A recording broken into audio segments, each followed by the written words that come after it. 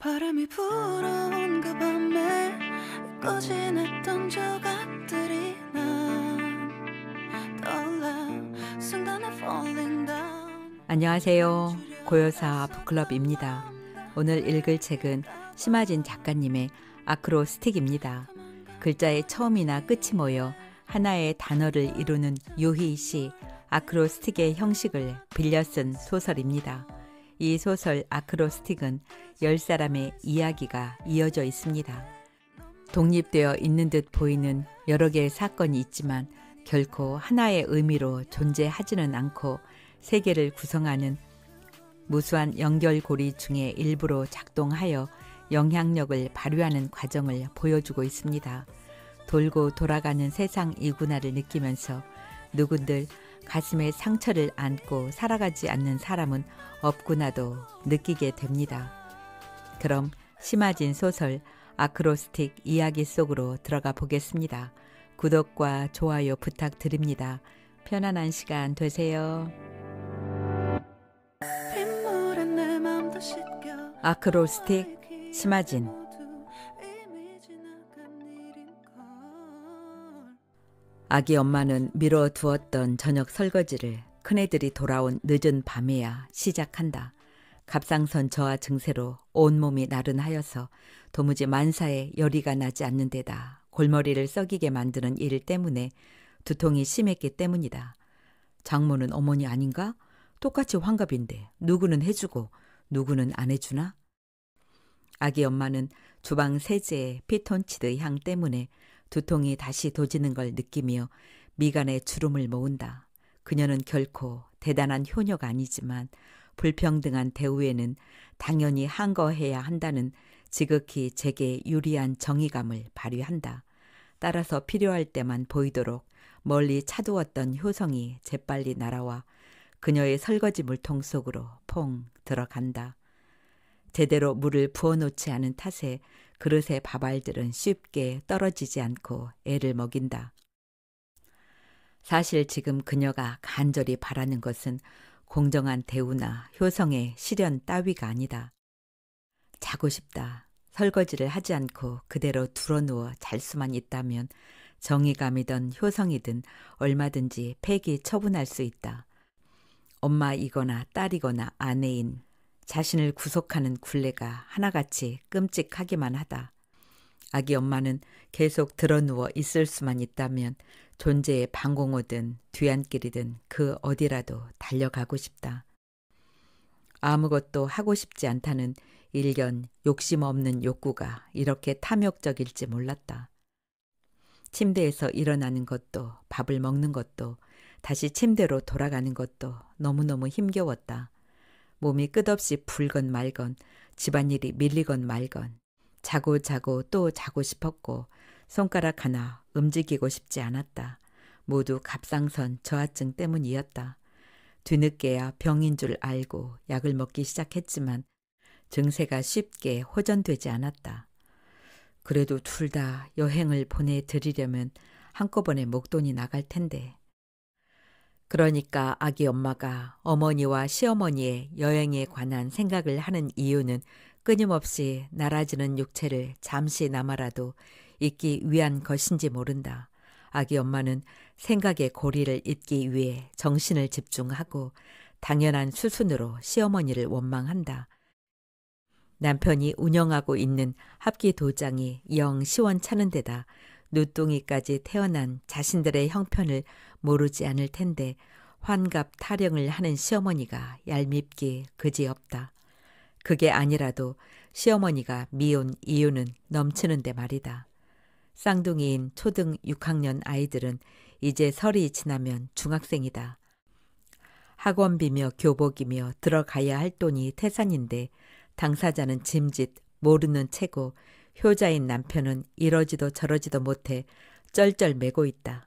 아기 엄마는 시어머니만 환갑이 아니라 자신의 어머니도 환갑임을 기세등등하게 알리며 남편에게 하려면 똑같이 하라고 으름장을 놓은 터였다. 하필 생일도 일주일 차이로 비슷할 건 또 뭐람. 아기 엄마의 한숨 소리가 개수대의 물소리를 능가한다. 그 땅은 아니라도 그릇 하나쯤은 거뜬히 꺼져 버릴 것 같다. 이제 돌이 다 된 아기는 아기 전용 침대에서 앉았다 섰다를 반복하고 있다. 눕혀놓으면 어느새 삐뚤음하게 앉아있고 침대 칸막이를 잡고 끙끙거리며 일어섰다가 다시 주저앉는다. 예상치 못하게 생긴 자식이고 자식을 하나 더 낳아 기른다는 것은 생각도 못한 아기의 엄마와 아빠였기에 필요한 용품들은 거의 얻어다 썼다. 환경 호르몬 따위가 걱정되기는 했지만 가급적 싼 물건을 사기 위해 노력했고 베네옷 하나라도 빌릴 수 있는 것은 전부 빌렸다.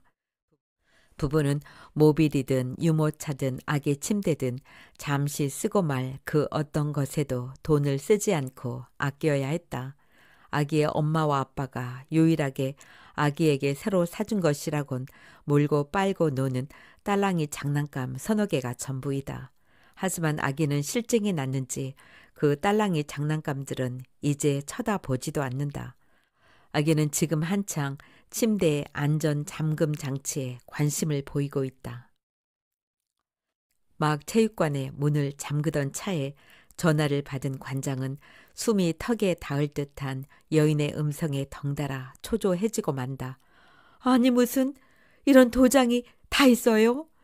2달 전에 등록을 한 중학교 2학년 학생의 어머니는 어디서 마라톤이라도 하는 중인지 전화기 너머로 가쁜 숨을 몰아보낸다. 도장간 아이가 돌아오지 않았다는 것이다.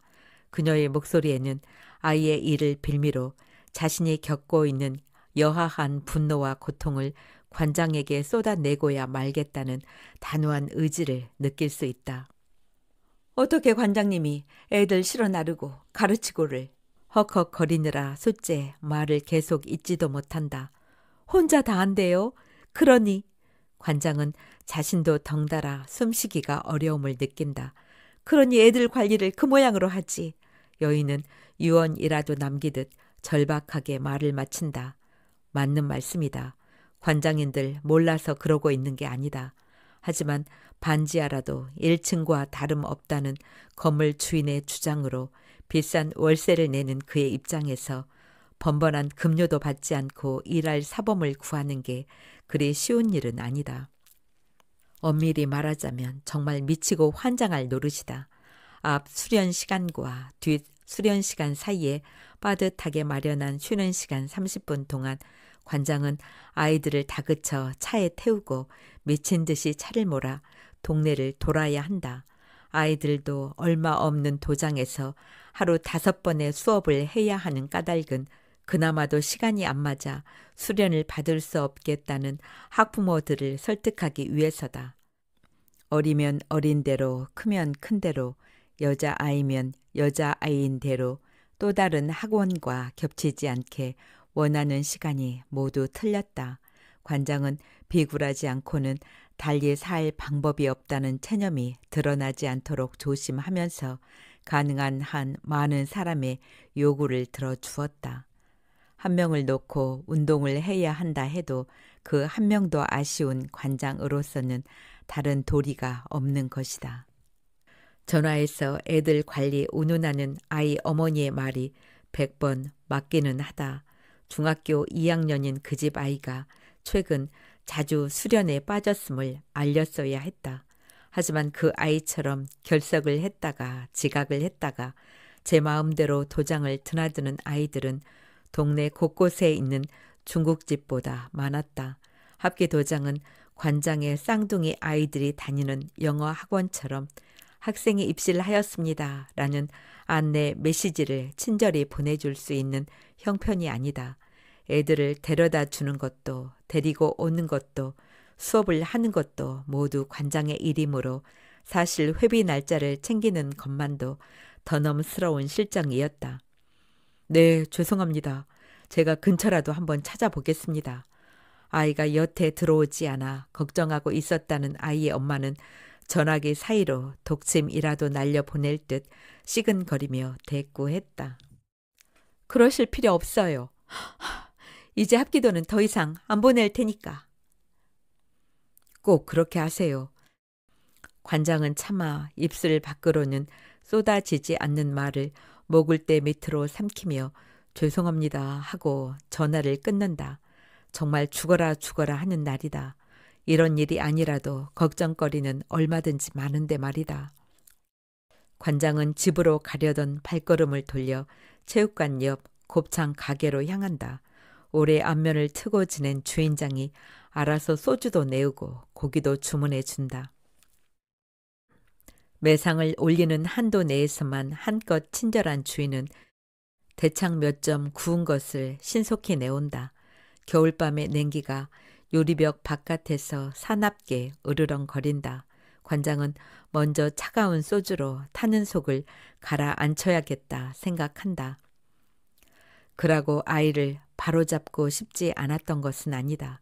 아이는 컴퓨터 중독의 자학 증세로 병원과 보호소를 들락거렸다 했다. 아이의 어머니가 아니라 아이를 알고 있는 다른 아이들을 통해 들은 얘기였다. 여력이 있다면, 여력이 없지 않았다면 말이다. 아이를 챙겨주고 싶었다. 자신의 쌍둥이 두 아이를 생각하면 정말이지 남의 일 같지 않았다. 하지만 아이에 대한 염려는 아이가 본질적으로 가지고 있는 불가항력적 범주, 그러니까 남의 아이라는 범주에 힘입어 관장이 소주병을 따는 순간 사라져버리고 만다. 세상의 모든 일에 책임감을 가지고 살 수는 없는 일이다. 더구나 제 코가 석자인 인간은 제 코부터 해결해야 할 일이다. 합리적인 관장은 아이에 대한 생각을 그치고 양가 어머니들의 여행 경비에 대해 생각하기 시작한다. 알코올 성분이 식도며 위까지 매끄럽게 내려가는 동안 그는 유리문 밖으로 눈송이가 드문드문 떨어지기 시작하는 것을 본다. 아이의 엄마는 오늘 아이가 아침부터 학교에 오지 않았다는 연락을 받고 종일 아이를 찾으러 다녔다. 갑상선 항진증이 도지어 숨이 턱에까지 차오르고 가슴이 곧 폭발이라도 일으킬 듯 쿵쾅거리는 와중에 아이가 가볼 만한 데를 죄다 뒤졌지만 찾지 못했다. 아이는 어디로 가버린 것일까?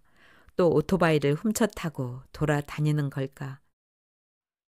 그녀는 합기도 관장에게 분풀이를 하기는 했지만 기실 그의 잘못이 아니라는 걸 안다. 아이는 결코 아이의 엄마가 가보지 않은 새로운 곳에서 자신을 놓아주지 않는 시간에 대해 화를 내고 있을 것임이 틀림없기 때문이다. 아이는 합기도뿐만 아니라 태권도와 권투 도장에도 다니고 있다. 아이는 공부를 포기한 소년들이 밟는 비슷한 절차를 밟고서 학교에 완전히 흥미를 잃은 상태였다.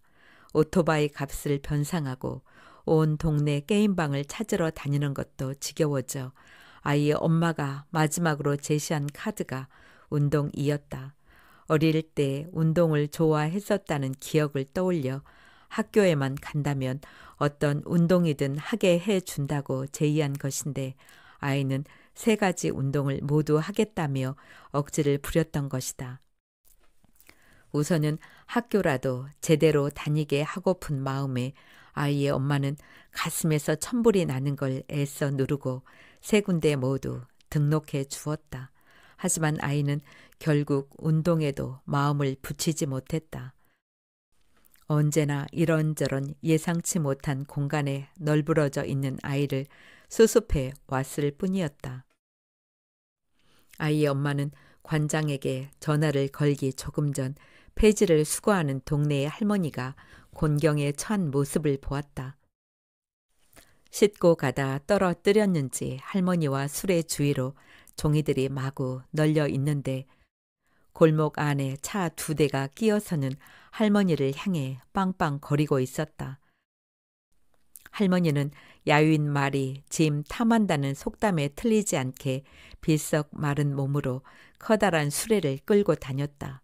종이들이 흘러내릴 듯 말 듯 아슬아슬한 모습이나 수레를 끄는 할머니의 몸이 넘어질 듯 말 듯 위태로운 모습은 보는 이의 눈을 한참이나 사로잡곤 하였다. 할머니는 온종일 과부하가 걸린 듯한 그런 상태로 여기서 불쑥 저기서 불쑥 나타나곤 하였다. 동네 사람들은 하루 중 할머니의 발이 한 번도 닿지 않은 길은 결코 없다고 장담하곤 하였다. 할머니는 5톤 트럭과 빨간 승용차가 빵빵 거리는 것도 아랑곳하지 않고 흩어져 있는 종이들을 꼼꼼하게 모으고 있다. 마치 종이 한 장이 지폐 한 장이라도 된다는 듯이 악착스런 모습이다. 아이의 엄마는 신문지 몇 장을 집어주는 척하며 할머니에게 묻는다. 일전에도 할머니의 도움으로 아이를 찾은 일이 있기 때문에 약간의 희망을 건다. 할머니! 역시 숨이 차서 한 번의 말을 마칠 수가 없다. 우리 애 못 봤어요? 저기 있는 거 좀 가져다 줘. 할머니는 종이를 주어 올리는 데에 열중하여 아이의 엄마를 쳐다보지도 않고 대꾸한다. 부탁하는 것에도 도움을 받는 것에도 미안함이나 고마움은 없다. 할머니의 더딘 손길에 짜증이 난 운전자들이 다시 빵빵거린다. 그 사이 승용차 뒤에 다른 승용차가 또 붙는다. 트럭과 빨간 승용차는 한 뼘 가량의 사이를 두고 반대 방향으로 빠져나가기 위해 안간힘을 쓰고 있다.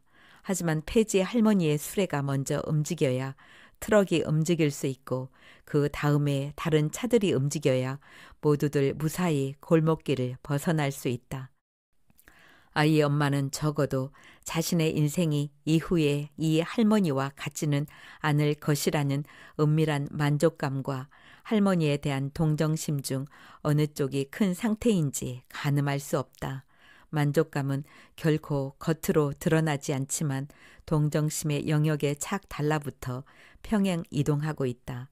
거친 바람과 자외선을 쏘아대는 태양에 무방비로 노출되어 나다닌 탓에 할머니의 얼굴은 무덤에서 방금 일어나기라도 한 것처럼 스산하다. 그러나 지금은 어떤 만족감이나 동정심이라 하더라도 갑상선 항진증을 누를 수가 없다. 대사가 빨리 진행되는 탓에 화장실도 가고 싶고 목도 마르고 무엇보다 폐지를 걷어차 버리고 싶은 조급함 때문에 진득하니 할머니를 달래고 있을 수가 없다. 아이의 엄마는 건성으로 줍는 둥 마는 둥 하는 동작을 멈추고 할머니의 수레를 떠나가 버린다. 육실할 놈. 할머니는 아이 엄마도 충분히 들을 수 있는 큰 목소리로 트럭 기사를 향해 욕을 퍼붓는다. 아이 엄마는 그 욕에 몇 할쯤은 할머니를 제대로 돕지 않은 자신에게 향해 있는 것 같아 불편하지만 걸음을 멈추지 않는다. 그녀는 지금 세상의 모든 돌이 자신에게 날아온다 해도 할머니를 도울 수 없다. 도울 마음도 없다. 당장 집에 가서 좀 누웠으면 좋겠고 뛰는 심장이나 가라앉혔으면 좋겠다. 이렇게 헉헉거리다가는 순식간에 몸이 터져버릴 수도 있겠다는 생각이 든다. 아이의 엄마는 가까스로 휴대전화기를 꺼내 합기도 관장에게 전화를 넣는다. 눈이 내릴 듯 밤 공기가 꼬물꼬물하다. 할머니는 꼬부라지고 비틀어진 자신의 인생에서 폐지보다 중요한 것을 알지 못한다. 깎아놓은 손톱들을 숨긴 신문지건, 김치 국물이 묻은 박스건 할머니에겐 종이라면 무조건 소중한 자산일 뿐이다. 폐지는 할머니에게 들어오는 순간 그 어떤 형태였다 할지라도 하나같이 판판하게 눌리고 만다. 할머니는 구불구불 주름진 자신의 생에 대한 항변으로 종이들을 그렇게나 평평하게 만드는지 모른다. 1kg에 100원도 하지 않는 그것들은 할머니의 수레에 납작납작 엎드려 이 골목과 저 골목을 누비고 이 집과 저 집에서 실랑이를 한다. 그러나 억적같이 사는 할머니라고 해서 자존심이 없는 것은 아니다. 조금 전 그녀는 새파랗게 젊은 슈퍼마켓 주인으로부터 도둑년이라는 소리를 들었다. 할머니는 억울해서 한참 욕을 퍼부어 댔지만 어린 남자는 끝내 도둑년이라는 말을 초래하지 않았다. 자신이 잘 쌓아놓았던 박스 한 무더기가 없어졌는데 이런 캄캄한 밤중에 도둑 괭이처럼 다니는 할머니가 아니면 누구도 그런 걸 가져가지는 않는다는 것이었다. 할머니는 동네 곳곳에서 끈질기게 종이를 얻어내지만 폐지가 너무 많이 나오는 가게들로부터는 절대로 그러지 않았다. 가게 주인들이 자신의 종이를 탐내지 않는 것만도 다행이라 여기며 그들을 조심히 피했다. 그것은 할머니 나름대로 지키는 상도덕이기도 했고 자칫 골치 아파질 수 있는 일들에 대한 방비책이기도 했다. 하지만 어린 슈퍼마켓 주인은 막무가내로 수레의 짐을 헤집으며 할머니를 도둑으로 몰았다. 할머니는 갖은 욕을 퍼부어대며 자신의 결백을 주장했다. 그런데 주인이 할머니의 폐지들을 이리저리 뒤지는 실은 뒤지는 신용을 하는 동안 이상하게도 할머니는 점점 자신감이 없어지는 걸 느꼈다. 할머니는 적어도 자신이 아무것도 확신할 수 없는 나이에 접어들었다는 사실만큼은 뚜렷이 자각하고 있었으므로 가게 주인에게 크게 한 번 더 욕을 퍼부어 준 뒤 불이 나게 주랭랑을 치고 말았다. 가게에서 멀리 떨어진 골목으로 진입하였을 때 할머니는 갑자기 우라가 치밀어 일부러 길 한가운데로 수레를 끌기 시작했다.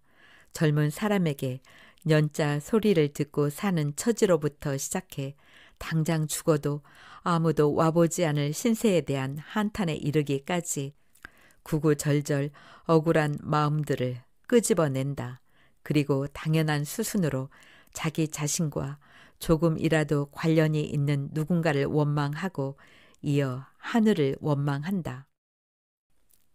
그때 그를 만나지만 않았더라면 그 다홍색 신발을 신지만 않았더라도 벚꽃이 그리 곱게 피어있지만 않았더라면 할머니는 살터진 우산처럼 내내 불안하고 서글펐던 자신의 인생을 돌아본다.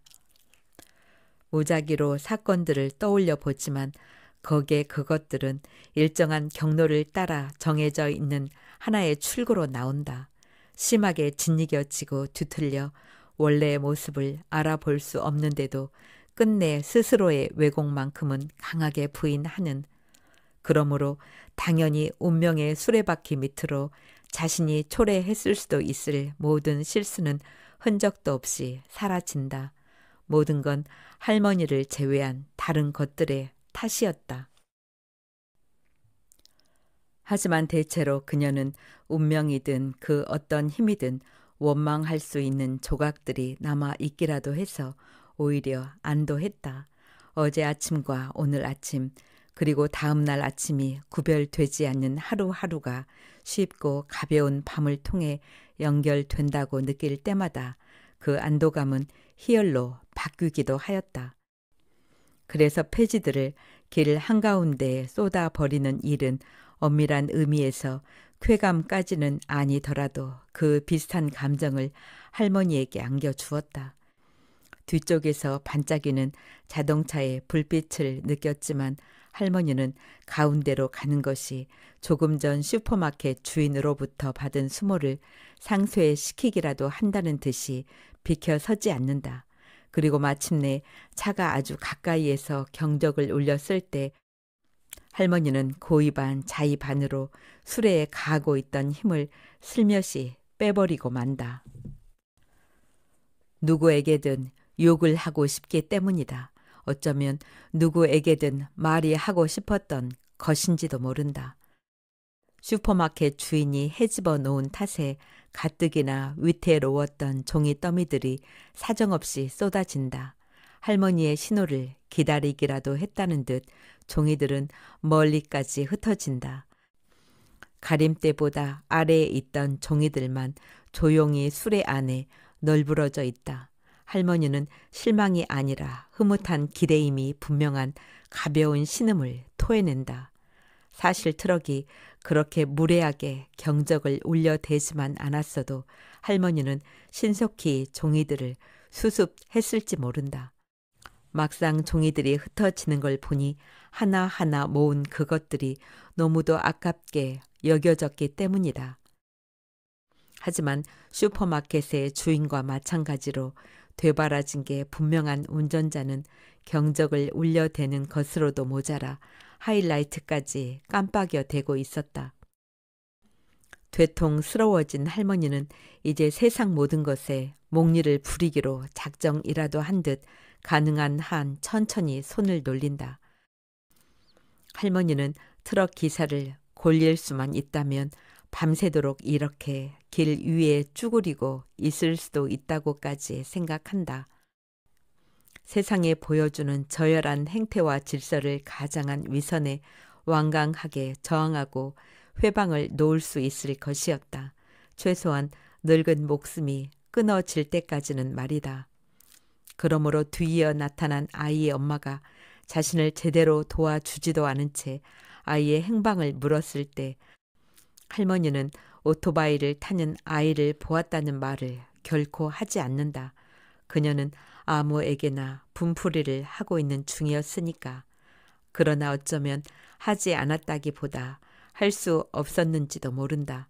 할머니는 심술을 부리는 마음에 찰싹 붙어 나온 자기 연민의 홍수에 뒤늦게 묻혀 다른 누군가를 고려할 입장이 아니었다. 할머니는 누구에게랄 것도 없이 욕만 걸게 퍼부어대며 더디게 손과 몸을 움직인다. 트럭 운전사가 조급해서 죽든 말든 상관할 바가 아니다. 트럭은 사실 승용차가 지나간 다음 좀 더 여유 있게 골목으로 진입할 수도 있었다. 아니, 사려 깊은 운전자라면 틀림없이 그렇게 했을 것이다. 하지만 용달차라고도 불리는 이 파란 트럭의 기사는 꽁무니에 불이 붙은 여우처럼 황급히 차를 몰았다. 그가 그렇게 한 이유는 이 골목으로 들어서기 직전 다른 골목에서 얌전히 정차하고 있는 조그만 하얀 차의 범퍼를 제 트럭의 뒷부분으로 살짝 긁었기 때문이다. 하얀 차는 막 출발하려는 것인지 도착한 것인지 시동이 걸린 채 골목 한쪽 옆에 얌전히 정차해 있었다. 문제는 커브를 돈 각도였다. 트럭 기사는 기분 나쁜 금속의 마찰음을 너무도 선명하게 들었고 깜짝 놀라 고개를 돌려 하얀 차의 운전자를 바라보았다. 밤인데다 코팅이 진한 유리창 때문에 운전자가 잘 보이지는 않았으나 여자가 틀림없었다. 여자는 고개를 숙인 채 무언가에 열중해 있느라 접촉건에 대해 전혀 모르는 듯했다. 그녀는 깜짝 놀라지도 않았고 차문을 열어 내리거나 하다못해 차의 유리창이라도 내려 확인해 보려고도 하지 않았다. 트럭 기사는 짧은 순간 정확한 판단으로 하얀 차의 운전자가 전혀 눈치채지 못했음을 확신하고 주랭랑을 쳤다. 그러니 그곳을 빠져나온 바로 다음 골목에서 그의 마음이 조급해진 것은 당연했고 폐지를 길에 쏟은 할머니를 향해 짜증을 낼 수밖에 없었다. 트럭 기사는 하얀 차의 운전자와 합의를 보고 어쩌고 하는 과정은 생각하기도 싫었다. 자신의 정직성이 세상을 사는데 아무런 도움도 되지 못한다는 것을 생식세포와 체세포 전체로 이해하고 있는 그였다. 다음 날이나 혹은 며칠 더 지난 어떤 날 하얀 차의 여자가 제 차에 난 흠집을 보고 속상해 하겠지만 그것은 트럭 기사의 소관밖이 될 터였다.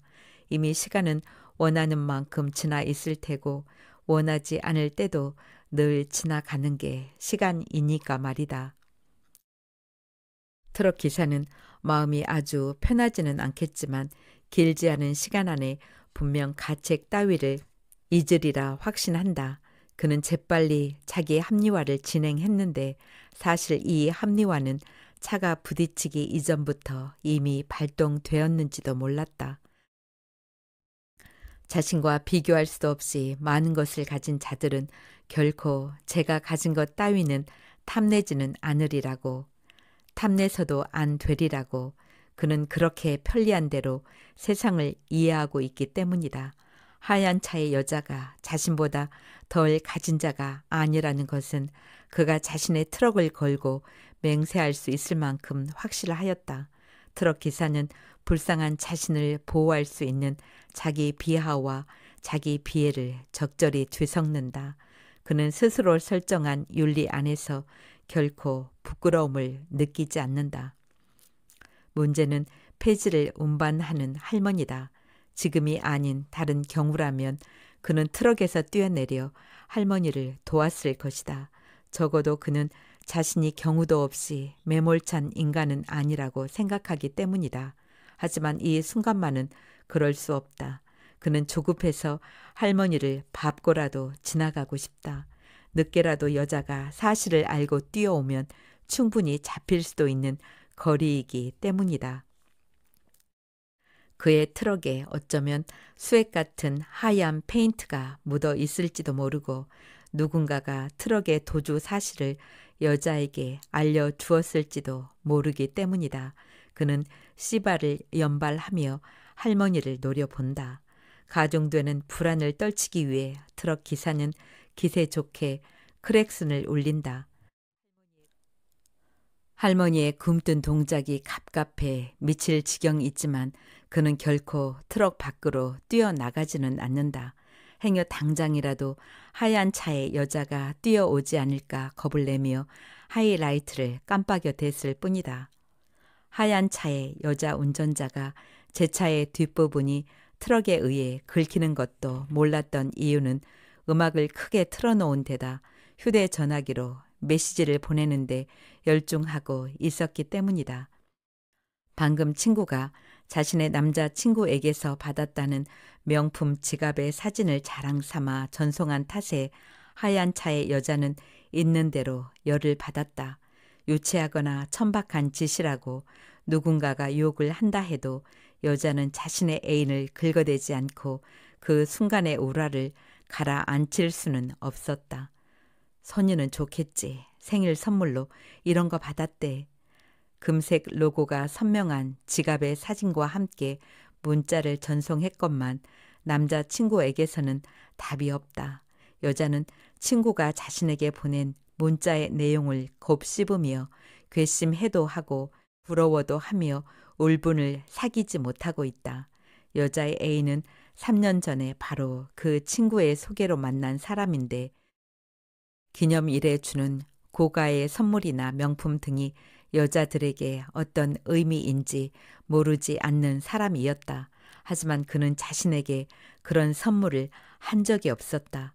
막 사랑이 타오르던 초창기에 겨우 창의성도 특색도 없는 평범한 선물 몇 가지를 주었을 뿐이다.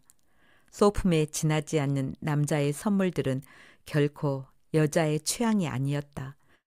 어디서나 어떤 시간에나 또 누구에게나 건네주거나 건네받을 수 있는 그저 그런 시시한 것들에 지나지 않았다.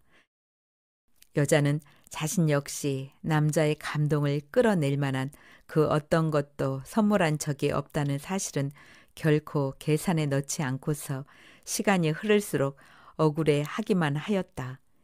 일 끝나지 않았어? 다시 문자를 보내보지만 여전히 답은 오지 않는다. A는 문자를 보았지만 답을 하지 않고 있을 것이다. 대놓고 그에게 투덜거릴 정도로 자존심이 없는 것은 아니어서 여자는 결코 전화를 걸지는 않으리라 마음먹는다. 대신 친구가 보낸 지갑의 사진을 꼼꼼히 들여다본다. 검은 윤기가 우아하게 떨어지는 지갑은 그 브랜드가 갖고 있는 가치를 여실히 드러내준다. 여자는 지갑일 뿐인 그 물건에 역사의 모든 비밀이 담겨 있기라도 한 것처럼 마음이 설렌다. 물건의 가치, 물건을 살 수 있는 인간의 가치, 그리고 구매된 물건과 소유한 인간이 시너지를 일으키는 그 신비스러운 가치. 여자는 사진을 들여다보면 볼수록 초조해지고 편협하여져서 이제는 거의 비정상적인 서러움에 사로잡혀 있다. 문자에 답이 오지 않는 이 순간이 어쩌면 애인과 자신 사이에 놓인 심연이기라도 한 것처럼 무섭고 슬프다. 실제로 큰 눈물방울 하나가 여자의 눈에서 떨어진다. 사실 집집이 방문을 해서 아이들을 가르치는 학습지 선생인 여자의 돈으로도 마음만 먹는다면 그런 것을 살 수 있기는 했다. 옷이든 구두든 가방이든 몇 달 할부를 결심하면 아주 불가능한 것도 아니다. 실제로 여자에게는 값비싼 물건들이 없지 않았다. 하지만 여자는 애인이 자신에게 쏟는 애정의 가치를 굳이 그런 것들로 가늠하고 싶었다. 또한 친구들에게 자신이 애인에게서 어떤 대접을 받고 있는지를 자랑하는 것은 보다 중요한 일이었다. 여자는 얼마 전 홍대에서 산 인디 밴드의 CD 볼륨을 최대한 높여놓고 휴대전화기를 노려본다. 적어도 미약해 보이지는 않았던 이성을 아주 쓸모없는 것으로 만들어 버릴 만큼 사소한 분노는 이제 절실한 분노로 증폭되고 있다. 그러므로 여자는 방금 파란 트럭이 자신의 차를 꽤 선명하게 긁어놓고 주랭랑을 친 것을 조금도 알아차리지 못한다. 아마 머리 위로 대포가 지나갔다 하더라도 여자는 의식하지 못했을 것이다. 그녀는 음악의 빠른 비트와 함께 자신의 심장이 요동치는 소리를 들을 수 있을 뿐이다. 여자의 애인은 물론 여자의 메시지를 보았다. 하지만 그는 여자가 바라는 미안한 마음 대신 그간 사랑이 걸어온 시간에 비례하는 권태가 밀려옴을 느낀다. 동시에 30대 중반을 넘어서고 있는 나이에 아직도 결혼을 결정할 수 없는 자신의 상태, 더 정확하게는 전셋집도 장만할 수 없는 자신의 처지에 화가 날 뿐이다. 기술직이라 전망이 밝다고 선택한 컴퓨터 정비사의 길이지만 실상 전망이라곤 딱 한 달을 먹고 자고 입는 데 지장을 주지 않는 수준이 다였다. 게다가 철없는 여자친구는 늘 무언가를 원하고 요구에 대고 있었다. 남자는 여자가 보낸 지갑 사진을 그 자리에서 삭제해버리고 문자 메시지 역시 무시해버린다. 대신 그는 다른 사람의 메시지를 들여다보고 있다. 한 달쯤 전에 컴퓨터를 수리하러 간 집에서였다. 혼자 있던 안 주인은 컴맹인 자신의 신세를 한탄하며 여러 가지를 남자에게 물었다. 남자는 사실 기계 자체를 수리하는 것 외에 컴퓨터를 어떻게 이용할 수 있는지에 관해 초보적인 질문을 해대는 부인에게 오래 붙들려 있고 싶지 않았다.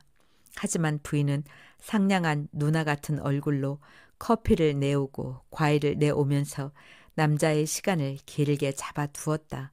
그녀는 교사인 남편이 워낙 바쁜 탓에 누군가의 도움을 받지 않고서는 간단한 컴퓨터 고장도 처리할 수 없다며 남자의 동정심을 자극했다. 남자는 엉겁결에 점심까지 얻어먹고 알쏭달쏭한 기분으로 그 집을 나왔다. 부인은 2번 더 남자를 불렀다. 회사를 통해서가 아니라 남자의 개인 휴대폰을 통해서였다. 자식들도 없는지 남자가 갈 때마다 집은 늘 조용했다. 부인은 인터넷을 이용한 강좌의 수강이라든지 간단한 엑셀 작업에 대해 질문을 했고 출장비라며 현금이 들어있는 봉투를 건네주었다. 액수는 과하지도 우습지도 않은 적정한 수준이어서 남자는 돈을 거절하지 않았다. 수작을 거는 것임이 분명한데도 남자는 이상하게 부인으로부터 천박하다거나 구차하다는 인상은 받지 못했다. 그녀가 문자를 보내오면서부터 남자는 모종의 기쁨과 안도감마저 생기는 걸 느꼈다. 문자의 내용은 여자의 감정을 결코 직접적으로 드러내지 않는 듯 보였는데 남자는 이상하게도 그 내용을 통해 사랑의 고백을 받고 있는 듯한 생각이 들었다. 겨울의 해가 회색인 것은 사람들이 단단해지도록 만들기 위함입니다. 매끄럽고 차가운 빛이 감사한 하루네요. 라거나 집 앞에 있는 단풍나무의 빨간 잎들이 아직도 떨어지지 않고 겨울을 버티고 있습니다. 죽지 않고 바싹 말라 살아가는 것 신기한 일이지요. 등의 메시지는 남자로 하여금 그것을 하루 중 꼭 한두 번 더 읽게 만드는 힘을 가지고 있었다. 부인은 딱히 자신이라기보다 익명의 누군가를 사랑하고 싶어 하는 듯 했다. 남자는 어쩌면 그 누군가가 자신이 되어도 좋겠다는 생각을 막 시작한 참이었다. 그는 그래서 지금 애인의 메시지보다 더 마음을 끄는 부인의 메시지를 읽고 있다. 모든 것으로 와해되는 그럼에도 전체의 위용을 결코 무너뜨리지 않는 바다가 보고 싶습니다.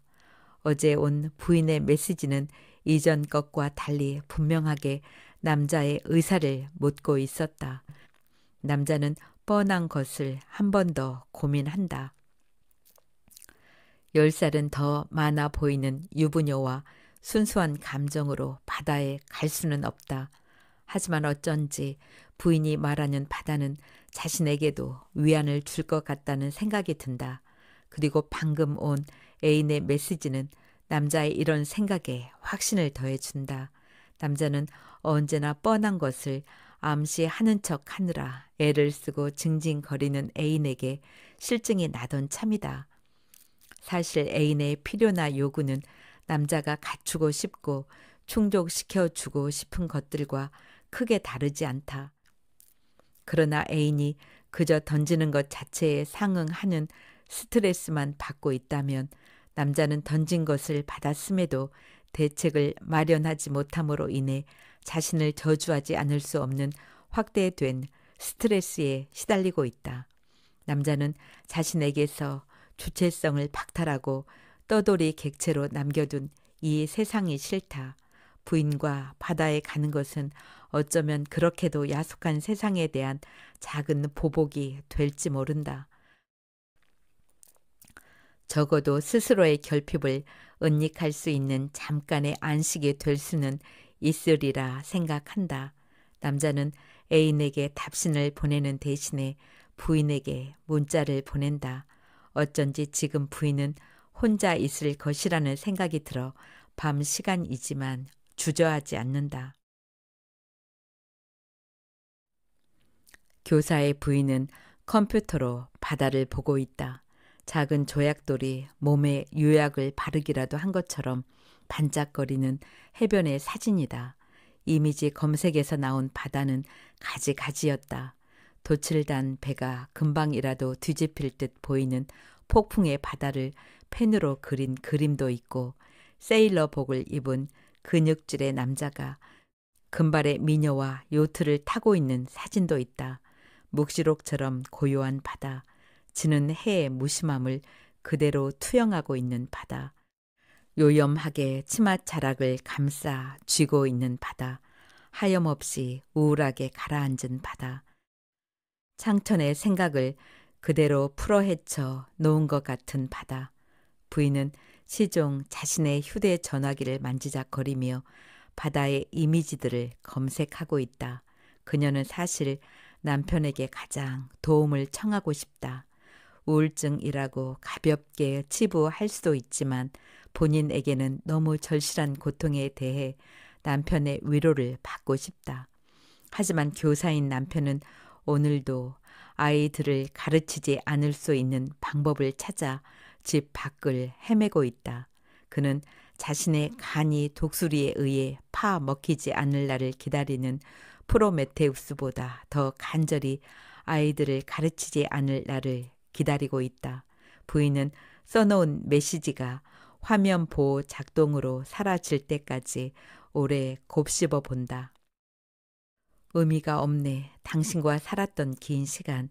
당신에게도 이 고통을 느끼게 해주고 싶어. 무딘 심장이 얼마나 닳고 해줄 수 있는지 볼 거야. 이 세상 아닌 곳에서. 타원형의 테두리에 갇힌 전송 글자에 손가락만 갖다 대면 남편이 곧 달려올지 모른다. 자신의 구제를 위해 아무리 마음을 몽땅 빼앗긴 그라 해도 부인의 이런 도발을 허투루 넘길 수는 없을 것이다. 그녀가 빈말을 일삼는 사람이 아님을 남편도 잘 알고 있을 터였다. 16년 교직 생활을 한 남편은 아이들 가르치는 것을 세상에서 가장 싫어한다.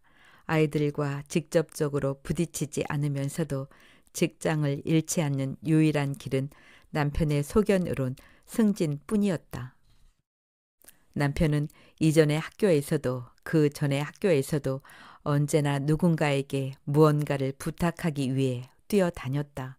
주말마다 등산을 가기도 했고 골프장을 섭외하거나 운전기사를 자처하기도 했다. 부인은 그 모든 일련의 과정에서 남편이 오로지 자신만을 생각한다는 것을 알았다. 남편의 이유가 아이들에 대한 공포가 아니라 자신에 대한 연민, 자신을 위한 도피, 자신에게서 비롯된 무력감 때문이라는 것을 알게 되었다. 그래서 부인은 별 가책 없이 스스로를 위해 준비한 온갖 죄목을 남편에게 덮어 씌우고자 마음먹었다. 그건 어디서 솟아올랐는지 자신조차도 근원을 알 수 없는 파괴 본능, 공격 성향에 의한 것이었다. 부인은 오른손 검지의 손톱 끝으로 전송 버튼을 콕콕 찍어본다. 전송은 꼼짝도 하지 않는다. 연한 인간의 피부가 닿아야만 무한한 공간으로 날아갈 수 있는 메시지가 부인의 손톱에 의해 무력하게 농락당하고 있다. 인간의 피부, 각질층, 투명층, 과립층, 유국층. 부인은 다른 주제에 잠시 마음을 뺏겨 정작 휴대전화기에서 문자 메시지의 도착을 알리는 소리가 났을 때 그것이 무엇을 뜻하는 것인지 재빨리 인식하지 못한다. 메시지라는 글자 뒤에 새로운 메시지를 알리는 일의 기호를 보고서야 부인은 천천히 표피와 진피의 바깥 세계로 빠져나온다. 창을 이동시키자 컴퓨터 기사에 문자가 보인다. 내일 시간 되면 바다 가실래요? 그는 잘 생기진 않았지만 느낌이 깔끔한 젊은이였다. 부인은 두 손으로 전화기를 받쳐 들고서 열심히 답신을 보낸다. 남편에게 보내려 했던 60개의 글자는 메모리칩 저 안쪽 어딘가로 사라지고 만다. 아직은 작고 고운 부인의 손가락이 심장보다 빠르게 움직여 미명의 세계를 달려간다. 변명이 아니어도 좋다. 타당한 이성의 세계 따위는 아무래도 상관이 없다. 그저 이 고통에서 벗어날 수만 있다면 바다든 지옥이든 어디든 달려갈 것이다. 부인의 남편인 선생은 교장의 집 앞 담벼락에 차를 세우고 이제나 저제나 교장이 나타나기를 기다리고 있다. 교장은 주도 면밀한 사람이라 만날 일이 있는 사람들을 결코 집에 들이는 법이 없었다. 그렇다고 밖에서 따로 만나주지도 않았기 때문에 선생은 그간의 경험을 통해 집 앞에서 잠깐 그를 만나는 게 가장 좋은 일임을 알고 있었다. 교장은 집 안으로 들일 정도로 친밀하지 않은 관계의 사람이 지나다가 잠깐 들러 인사나 하고 가는 것까지 막지는 않겠다는 정도의 형식을 가장 적절하게 여기고 있음이 분명했다.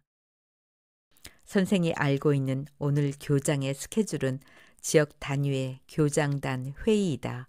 경계를 허물 수 있는 자리는 아니기 때문에 추측건대 자리는 9시 전에 파할 것이고 교장은 늦어도 10시 전에는 귀가할 것이다. 하지만 그는 만일의 경우를 대비해서 8시 전부터 교장의 집 앞에 당도해 있다. 너무 멀지도 너무 임박하지도 않고 고과에 딱 적절히 영향을 미칠 수 있는 날짜가 많지는 않았다. 어떤 날은 학교 전체에 행사가 있었고 어떤 날은 교장의 행보를 가늠하기가 어려웠다. 이런저런 날들을 모두 제외하니 선생의 계산으로는 오늘이 적기였다. 물론 오늘이 안 되면 내일, 내일이 안 되면 모래나 최대한 글피까지 시간의 여유가 있기는 했다. 하지만 선생은 일어날 수 있는 모든 경우를 대비해 가장 안전한 수를 두고 싶었다. 오늘부터 시작이다. 차의 내부는 히터를 켰다 껐다 하느라 찬 공기와 더운 공기가 제멋대로 섞여 쾌적하지 않다. 오래 쌓인 먼지들이 선생의 움직임에 따라 격심한 파동을 그리며 튀어오른다. 선생은 긴장으로 양 다리를 세게 떨었다. 미세하지만 빠른 떨림이 허리 위까지 전달되자 떨림의 정도에 비례하는 안도감이 그를 조금씩 안정시켜준다. 그는 차의 계기판에 뜬 시계를 보고 다시 어둑한 골목길 저쪽을 쳐다본다. 미약한 주홍색 가로등 아래로 고집스러워 보이는 주름진 길만이 침묵을 지키고 있다. 선생은 아이들이 싫었다. 한때 그의 온전한 사랑의 대상이었던 그들이 증오스러워지기 시작하였을 때 그는 자신이 사랑하지 않았던 것들보다 1000배, 10,000배 그들이 싫어질 수 있다는 사실에 놀랐다. 아이들을 미워하기 시작한 순간 선생은 자기 자신도 더 이상 용서할 수 없게 되었다. 아이들은 그의 눈 속에서 세계의 비밀을 훔쳐내 가려는 듯 뻔뻔한 시선을 보냈고 간혹 절망보다도 못한 헛된 것들을 읽어내기 위해 구추를 풍기며 다가왔다. 가장 사악한 것보다 더욱 사악한 천진함으로 그를 몰아붙이는 아이들을 쫓아내기 위해 선생은 종종 몰 이해의 바다를 항해하였으며 철갑 같은 얼굴로 무표정을 가장하기도 하였다. 그의 생각에 그가 아이들을 벗어날 수 있는 길은 오로지 승진뿐이었다. 마음껏 그들을 증오하며 노려보기 위해, 그러나 결코 그들을 떠나지는 않기 위해 선생은 교무실의 안전한 탁자 뒤로 몸을 숨기고자 하였다. 깊숙이, 더 깊숙이. 언제부터인지 정확히는 모른다. 아마 선생이 자신의 무능력을 깨닫기 시작한 시점이 아니었을까 싶다. 스스로의 한계에 뿌리 깊은 불신을 느끼면 느낄수록 아이들은 귀신처럼 알고 달려들었다. 아이들은 경멸에 찬 표정을 던지면서 선생으로부터 잠을, 미소를, 건강을 빼앗아갔다. 선생은 식은땀이 피땀으로 변할 만큼 발버둥 쳤다. 지옥문을 열듯이 긴장하며 교실 문을 열 때마다 선생은 이가 으스러져라 턱 근육에 힘을 주었다. 교활한 아이들이 자신의 의도를 눈치채지 못하도록 선생은 치밀히 준비한 표정들로 가면을 만들어 썼다. 하지만 번번이 뱀 같은 아이들이 그의 의도를 간파하였고 그의 계획에 찬물을 끼얹었다. 선생은 아이들을 가장 확실히 벌주기 위해 교무 주임이 되는 것, 교감 선생이 되는 것, 그리고 최종적으로 교장이 되는 것만을 유일한 희망으로 삼았다. 선생은 지금 그의 아내가 자신에게 최종 선고를 날릴까 말까 망설이는 것도 모른 채 노련하게 늙은 교장의 얼굴이 나타나기만을 고대하고 있다. 아내가 자신에게 보내려던 문자 대신 다른 사람의 문자에 급히 화답하는 순간에 대해서는 알지 못한 채 교장의 차가 들어오는 데에만 온 신경을 집중한다. 이제 그 시간이 왔다. 그는 대리운전 기사와 교장이 계산을 마칠 때까지 침착하게 기다린다. 부산을 떨지도 않고 당황해 하지도 않으면서 선생은 조용히 차 밖으로 나간다. 언젠가 그에게로 보내어질 아내의 메시지가 잠시 유예의 공간에 잠재워진 틈을 타 그는 재빨리 준비한 것을 교장에게로 내민다. 가벼운 사이인 만큼 인사는 1분도 채 걸리지 않는다.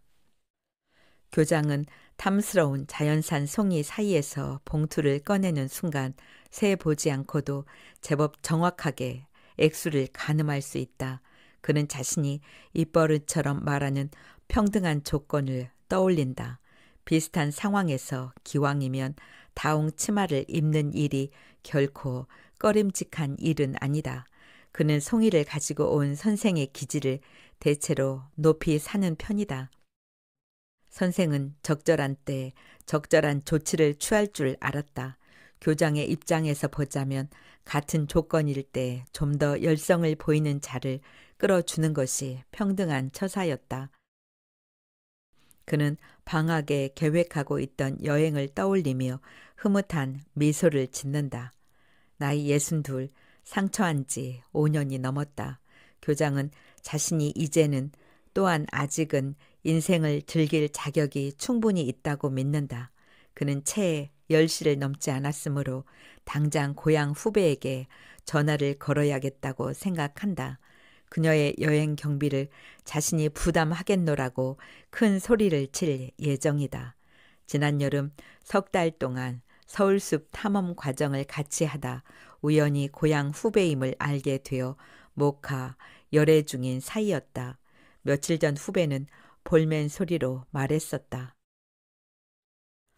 요즘이야 환갑들을 안 챙긴다고 하지만 내가 뭐 생일상 차려달라는 것도 아니고 남들 다 가는 동남아 여행 가볍게 다녀오겠다는데 아들이 글쎄 며느리 눈치를 보면서 대답을 못 하더라니까요. 그 자리에서 교장은 마음이 굴뚝 같았음에도 불구하고 자신이 그 비용을 대줄 테니 같이 가자는 말을 선뜻 꺼내지 못했다. 아들, 딸 모두 제 앞가림하고 살고 있고 퇴직 후 생활도 짱짱하게 보장된 그였지만 평생 단 한 번도 아무렇게나 돈을 써본 일이 없기 때문이었다.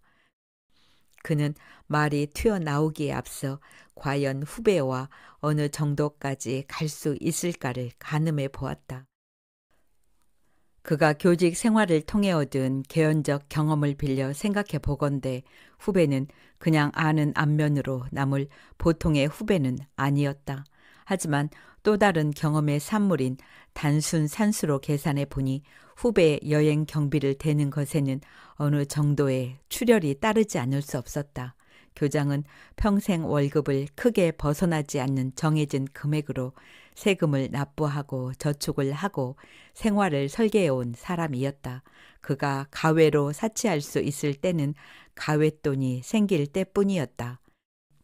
교장은 가액돈에 대해 딱히 양심의 가책을 느끼지는 않았다.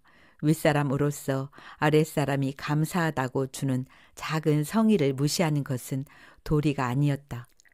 자신의 부하 직원이라기보다 후배이고 동료인 그들과 섭섭하지 않은 정을 나누는 것은 이 각박한 시대를 훈훈하게 보낼 수 있는 지혜일 뿐이었다. 선물의 품목들이 건강식품이나 작은 생필품 등에서 조금씩 더 진화하는 것은 성의를 더한 마음이 조금 더 깊어지는 징후에 지나지 않았다. 그래서 지금 그는 적시에 적절한 행동을 한 선생이 기특하기 이를 데 없다. 교장은 주저하지 않고 전화기를 든다. 단축키를 꾹 누르자 몇 번 신호가 가지 않고 후배의 목소리가 들린다. 교장은 넥타이를 잡아당겨 풀면서 기분 좋은 대화를 시작한다. 교장의 후배는 교장과의 전화를 마치고 곧장 자신의 아들에게 전화를 건다. 아들이 느낄 죄스러움과 미안함, 며느리에게로 은근히 돌려질지 모를 혼란 등 모든 기대하는 것들을 즐거이 예감하며 아들의 어머니는 단호하게 말한다. 친구가 내 여행 경비까지 대주기로 했다. 쌍둥이도 있고 하니 신경 쓰지 마라. 아기와 쌍둥이의 할머니이고 교장의 후배이기도 한 그녀는 한없이 득이양양하다. 여행을 같이 가는 친구가 교장이라는 것을 곧 아들 내외에게 밝혀야 할 것이기에 지나친 질책은 하지 않지만 목소리에는 충분히 아들을 주눅들게 하려는 비아냥거림이 녹아있다. 그녀는 제법 깊은 관계라고 생각하고 있기에 교장의 제안을 부담스러워하지 않는다. 오히려 그의 호의를 받아두는 편이 여러모로 그녀에게 유리할 수 있었다. 그녀는 아들이 괴로워하는 것을 즐기며 오래 전화기를 놓지 않는다. 관장이 어머니의 전화를 받은 것은 고기가 채 익지 않은 상태에서 소주 첫 잔을 비운 상태로 막 다음 잔을 따르려는 참이다. 그는 전화를 받느라 동그란 테이블에서 유리창 밖으로 시선을 돌린 상태인데 바로 그때 조금 전 학부형이 찾아 헤매던 아이가 맞은편으로 지나가는 것이 보인다. 아이는 어디서 심하게 바람을 맞고 다녔는지 몸을 잔뜩 웅크린 채 가고 있다. 허기지고 황망해 보인다. 관장은 자신의 죄책감을 살살 긁어대며 갑자기 손자들을 끔찍히 위하는 할머니로 돌변한 어머니의 전화를 응대하느라 아이를 불러 세워야겠다는 생각을 바로 떠올리지 못한다. 구구절절 늘어지는 어머니와의 통화 중에 죄송하다는 말을 연발하고 간신히 전화기를 내려놓고서야 조금 전 지나갔던 아이의 영상이 살짝 뇌리를 스친다. 땅에 침을 뱉고 여러 번 문질러 대던 아이는 이제 어디로 갔는지 보이지 않는다. 그는 두 통의 전화를 걸어야겠다고 생각한다. 여행 경비 문제로 종일 마음 쓰고 있었을 아내와 아이를 찾아 헤매던 학부모에게다. 의식의 저변에서 순서를 잠시 고민하긴 하지만 그것이 수면 위로 떠오르자마자 당연히 아내와의 통화가 우선시 된다. 어머니의 비난 때문에 더러운 기분에서 벗어날 수는 없지만 아무튼 돈을 마련하지 않아도 된다는 사실이 기쁘다. 관장은 아내에게 장모님 여행을 보내드리겠노라 큰 소리를 치기로 한다. 아기는 마침내 침대의 잠금 장치를 완전히 망가뜨린다.